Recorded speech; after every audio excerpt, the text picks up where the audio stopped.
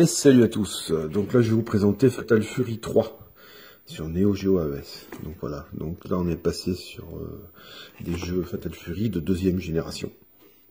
Deuxième génération, pourquoi? Parce qu'en fin de compte, il est sorti le 28 mars 95 en arcade et un mois après en version AES. Donc ce qu'il y a, c'est que ces jeux-là, en fin de compte, de deuxième génération sont quand même beaucoup plus aboutis. Donc ce qu'il y a, c'est quoi là? Il y a eu une différence entre les premiers Fatal Fury, donc le 1, le 2 et le spécial que j'avais déjà présenté. Et donc ce 3 là, il apporte beaucoup de choses déjà au niveau souplesse, gameplay, un peu plus manga au niveau visuel, voilà.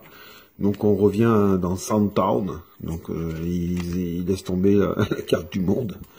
Donc l'histoire, de toute façon il est beaucoup représenté sur l'histoire de la série, voilà. Donc il y a eu pas mal de changements. Ce qu'il y a, c'est que A et B, par exemple, nous permet d'aller au premier plan. Le B et C permet d'aller au plan derrière, parce qu'il y avait des plans dans Fatal Fury. Si vous attaquez sur n'importe quel bouton, quand le personnage il est de l'autre côté, vous pouvez attaquer. Sauf que lui, si vous faites les... Enfin, ça c'est compliqué, quoi. J'essaierai d'expliquer un petit peu les mouvements. Mais c'est particulier. A et B, c'est pour aller sur le plan de devant. C et D, c'est pour aller dans l'autre plan. Mais par contre, si votre adversaire, lui, va sur l'autre plan, si toi, tu fais C et D, au lieu d'aller sur l'autre plan, tu le ramènes sur le premier plan. Et ainsi de suite. Donc, tu peux faire des enchaînements de combos un peu comme ça. Là, c'est un gameplay un petit peu particulier. Oh, les artworks sont magnifiques. On voit bien Terry et Marie. Blue Marie. Bob. Voilà. Joe, Andy. Voilà, magnifique. Maille. C'est dommage quand même que c'est noir et blanc. C'est juste en couleur, c'est juste la dernière page qui est en couleur. Ils auraient pu quand même, malgré le prix, faire des artworks en couleur. Voilà. Donc voici la cartouche de ROM de 266 mégas. Voilà. Les cartouches de Fatal Fury 3. Allez, on essaye. C'est parti. Hop. Voilà. Alors la démo, c'est une des meilleures. Hein. Il y a même un flyer en plus. C'est un flyer promotionnel.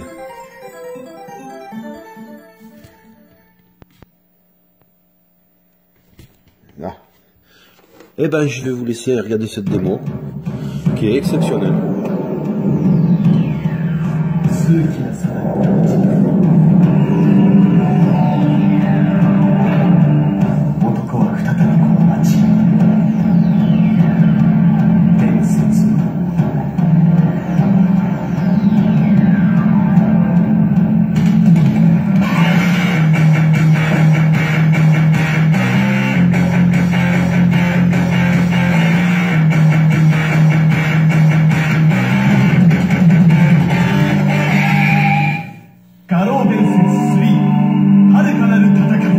Voilà, Road to the Final Victory.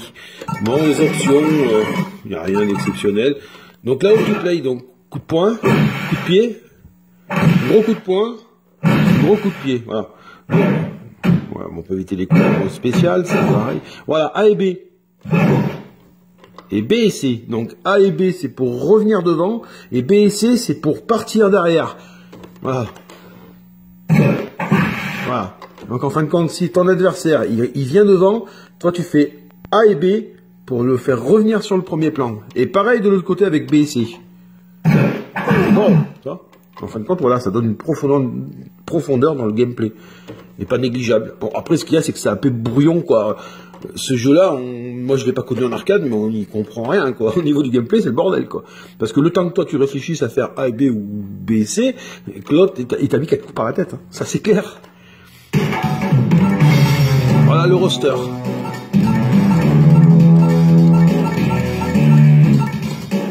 On va prendre maille. Ouais. Alors. Merde. Comme dans le premier Fatal Fury, on peut choisir aussi son adversaire.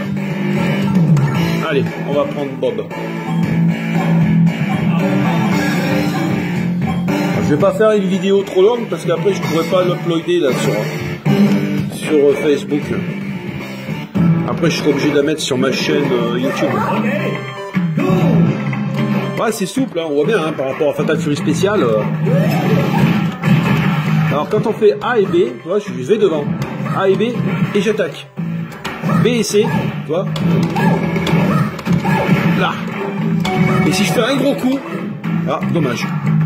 B et C, là. Attends, B et C, là. B et C, là. Et là, hop, je vais ramener, vous avez vu? Je suis passé 3 plans.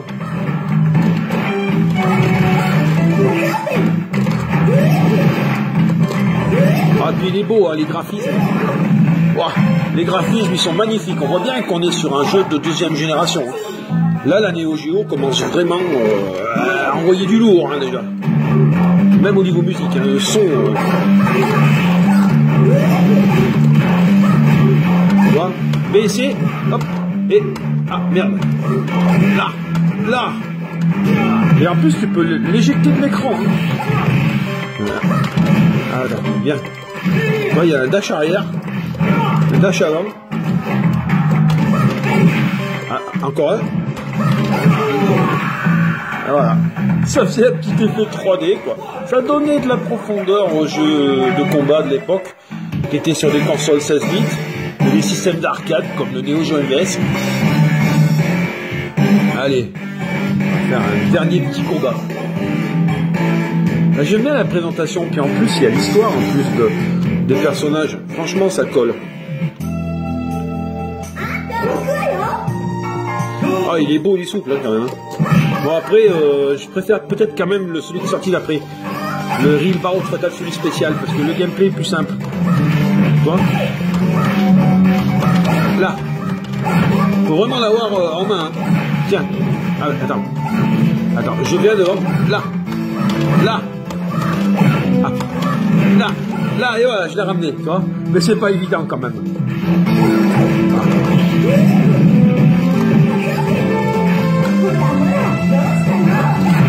Non, le jeu est beau quand même.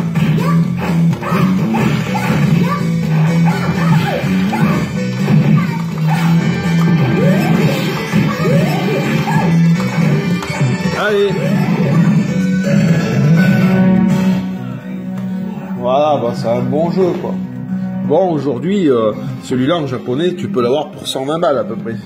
120, 150 balles. C'est à peu près le prix qui coûte. Hein. Mais en version US, par contre, ça pique pas mal. On part à 4 ou 500 euros. Hein.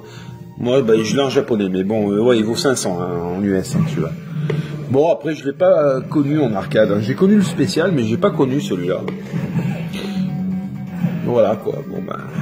C'était l'épisode de la transition. Celui qui a permis d'évoluer justement sur les Real Barreau de Fatal Fury spécial, Real Barreau de Fatal Fury, puis RB2 aussi, qui sont quand même assez impressionnants. Mais bon, de toute façon, sur les autres vidéos, je vous les montrerai ces jeux-là. Allez, bonne soirée.